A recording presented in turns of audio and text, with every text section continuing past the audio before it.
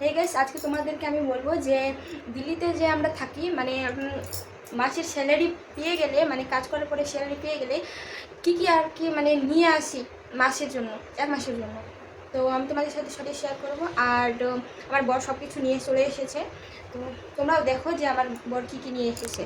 এই যে এখানে একটা না দুটো ম্যাগি প্যাকেট আছে, আর আমার শ্যাম্পুর পাতা আছে, তারপরে আমি যেটা ইউজ করি রোজ ওয়াটার, আর এখানে তেল আছে হারপিক বাথরুম পরিষ্কার করার জন্য, সবাই জানে এটা, এই শ্যাম্পুটা আমার বর ব্যবহার করে।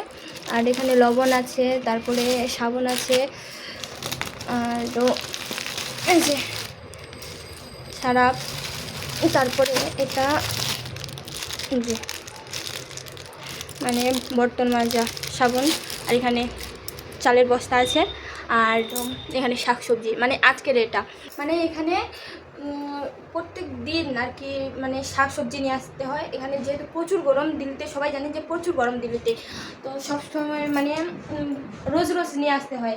আর আমার যেহেতু ফ্রিজ নেই, স্টোর করে রাখতে পারবো না, তো তার জন্য রোজ রোজ নিয়ে আসতে হয় শাকসবজি। তো আজকের মতো এটুকুই, বাই, দেখা হচ্ছে নেক্সট।